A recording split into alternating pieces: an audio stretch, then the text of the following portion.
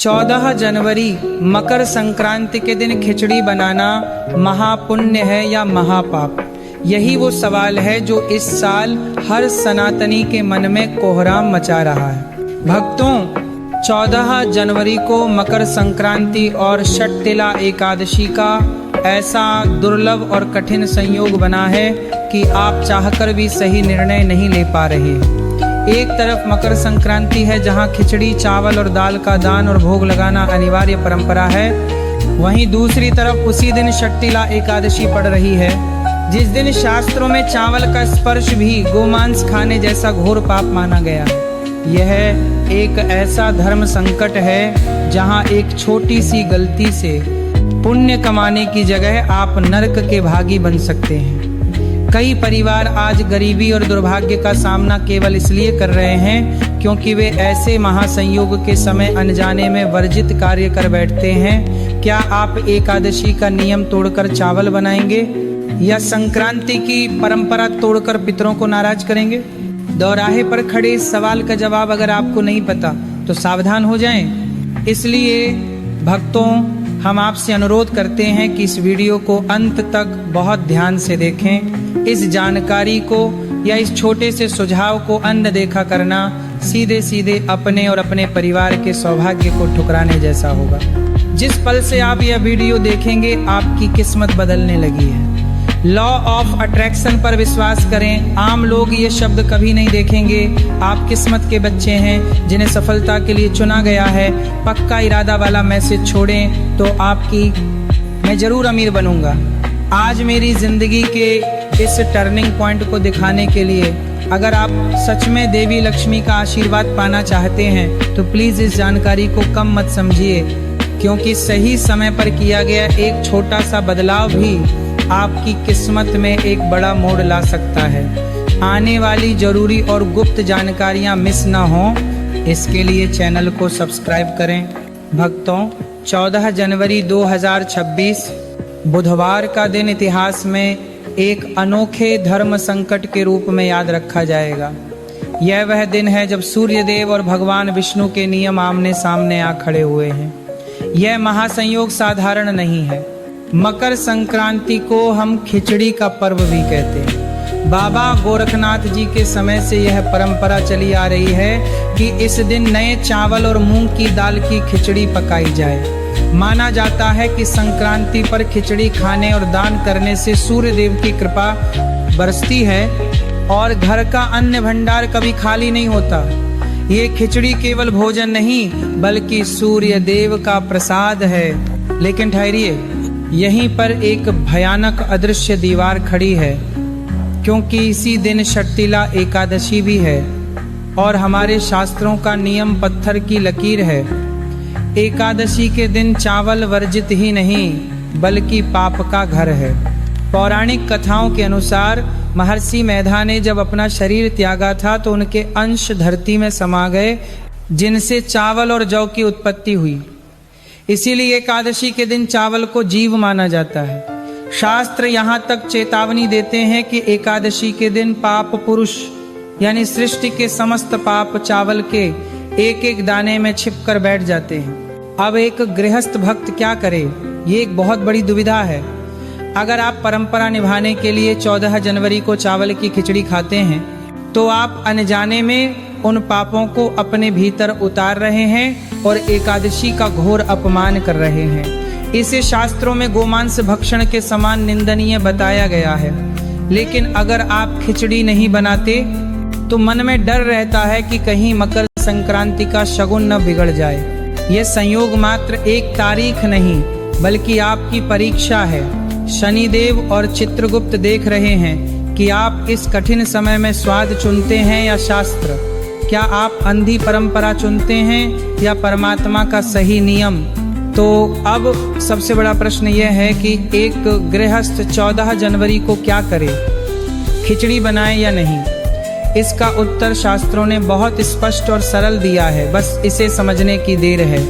सबसे पहले बात करते हैं खाने के नियम की। भक्तों, अपने घर में और अपनी रसोई में 14 जनवरी को खाने के लिए चावल की खिचड़ी बिल्कुल न बनाएं। यह नियम पत्थर की लकीर है।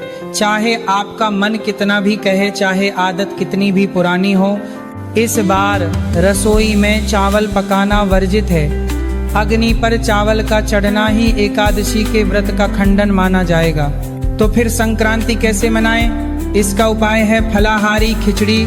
शास्त्रों में सामा के चावल या साबूदाना को अन्न नहीं बल्कि फलाहार माना गया है। आप मूंग की दाल के स्थान पर सेंधा, नमक, आलू, मूंगफली और साबूदाना या सामा के चावल की खिचड़ी बनाएं। इसका भोग सूर्य देव को लगाएं और परिवार सहित प्रसाद ग्रहण करें। इससे खिचड़ी खाने की परंपरा भी निभ जाएगी और एकादशी का नियम भी नहीं टूटेगा। यह मध्यम मार्ग है जो आपको पाप से बचाता है। मध्यम मार्ग है जो आपको पाप से बचाता है। अब बात करते हैं दान की, जो सबसे महत्वपूर्ण है। अब आप पूछेंगे कि महाराज, मकर संक्रांति पर तो चावल और दाल की खिचड़ी दान करना सबसे बड़ा पुण्य है, उसका क्या करें? यही वह गुप्त भेद है जिसे बहुत कम लोग जानते हैं। शास्त्र कहते हैं कि एकादशी के दिन चावल पकाना और खाना मना है, लेकिन चावल का स्पर्श करके उसे दान करना मना नहीं है, बल्कि कच्चे अन्न का दान तो महादान है। इसलिए इस धर्म संकट से निकलने का सबसे श्रेष्ठ उपाय है सीधा दान। 14 जनवरी की सुबह स्नान के बाद अपनी रसोई में आग जलाने से पहले एक थाली या थैली लें। उसमें कच्चा चावल इतना लें कि एक व्यक्ति का पेट भर जाए। साथ में कच्ची हरी मूंग की दाल, थोड़ा सा नमक, हल्दी, कुछ सब्जियां जैसे आलू और सामर्थ्य अनुसार दक्षिणा रख दें। इसे सीधा कहते हैं। यह कच्ची सामग्री ही खिचड़ी का स्वरूप है। आप इस सामग्री को हाथ में लेकर मन ही मन सूर्य देव और भगवान विष्णु का ध्यान करें और संकल्प लें कि हे प्रभु, आज एकादशी होने के कारण मैं पक्की हुई खिचड़ी का भोग नहीं लगा सकता, इसलिए मैं यह कच्चा अन्न दान कर रहा हूँ। इसे स्वीकार करें। ये सीधा आप किसी ब्राह्मण को या किसी जरूरतमंद गरीब को दे दें। इसका लाभ यह है कि आपने चावल पकाया नहीं, इसीलिए एकादशी का पाप नहीं लगा, और आपने अन्न दान कर दिया, इसीलिए मकर संक्रांति का पुण्य मिल गया। जिसे आप दान देंगे वह व्यक्ति उसे अगले दिन या द्वादशी को पकाकर खा लेगा और उसका पुण्य भी आपके खाते में जुड़ जाएगा। याद रखिए, पका हुआ भोजन एक दिन में खराब हो सकता है, लेकिन यह सीधा कई दिनों तक सुरक्षित रहता है। शास्त्रों के अनुसार पके हुए अन्न से 8 गुना अधिक पुण्य कच्चे अन्न के दान में बताया गया है। अगर आपके घर में बुजुर्ग हैं या कोई बीमार है जो एकादशी का व्रत नहीं रख सकते, तो भी प्रयास करें कि उन्हें 14 जनवरी को चावल न दें। उन्हें रोटी, सब्जी, पूरी या फलाहार दें। मकर संक्रांति का उत्सव मनाएं, लेकिन चावल रूपी पाप को घर के अंदर प्रवेश न करने दें। भक्तों, यह उपाय कोई साधारण उपाय नहीं है। यह ऋषियों द्वारा बताया गया वह सुरक्षा कवच है जो आपके परिवार को दोष से बचाता है। अज्ञानता में लोग 14 तारीख को चावल पकाकर खा लेंगे और सोचेंगे कि पुण्य कमाया, जबकि वे अपने साथ दुर्भाग्य ले आएंगे। आप ये गलती मत करना। भक्तों, चावल और खिचड़ी की समस्या का समाधान तो हमने जान लिया, लेकिन 14 जनवरी का यह दिन केवल बचने का नहीं, बल्कि अपनी किस्मत को सोने की तरह चमकाने का दिन है। शास्त्रों ने अगर एक रास्ते को बंद किया है, तो दूसरा ऐसा रास्ता खोला है जो सीधा बैकुंठ तक जाता है, और वह रास्ता है तिल का। इस एकादशी का नाम ही षट तिला है।